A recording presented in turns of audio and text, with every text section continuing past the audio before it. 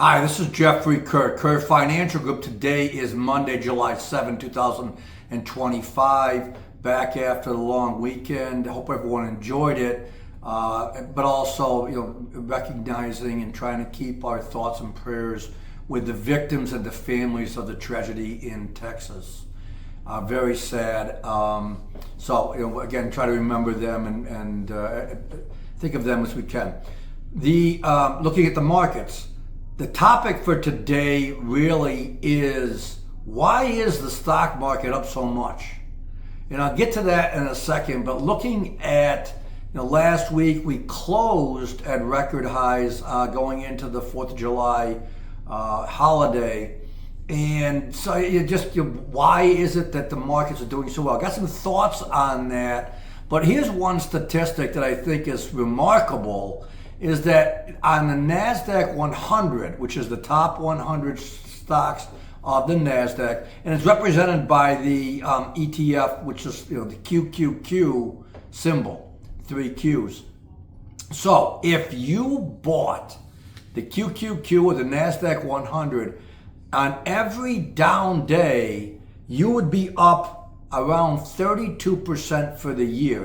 What's not clear to me in the statistic in the report that I saw was whether you sold it the next day or if there's a sell signal somewhere along there. But just buying the dip in the NASDAQ 100, you're up 32% year to date. That's the best. It's on pace to be the best year since 1985.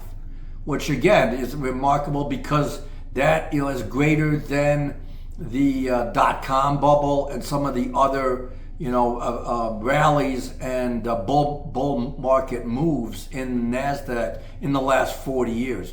Pretty amazing.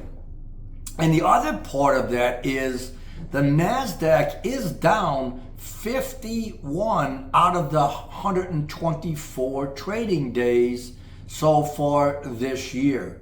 So again, there's been kind of some volatility here, and as a reminder, the first quarter the stock markets were down, including the NASDAQ, and then even down at the beginning of April. So pretty strong run, and it's somewhat puzzling, right? It's all the stuff that's going on in the world, both economically, geopolitically, within our nation and like that it ends up being such a strong year for the stock market. So some of the reasons why, and these are just some thoughts that I have. It's not carved in stone here, but the tariff issue. I mean, that was such a negative, and we're kind of getting through it now. This morning, I guess President Trump pushed out till August 1, but deals are getting done. And tariffs are being balanced out, and we're getting, the country is getting some tariff revenue.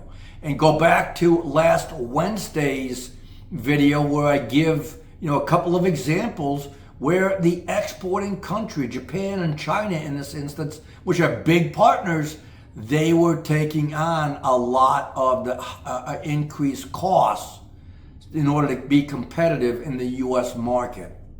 So the tariffs, kind of not being as bad and maybe even being resolved.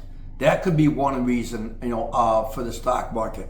The past legislation, the big beautiful bill that got done last week, just takes that off the table. Whether it's a good thing or bad thing, I mean, the market may be looking at it and saying, okay, there's another thing that's, uncertainty that's now off the table and resolved. So, that maybe is part of it.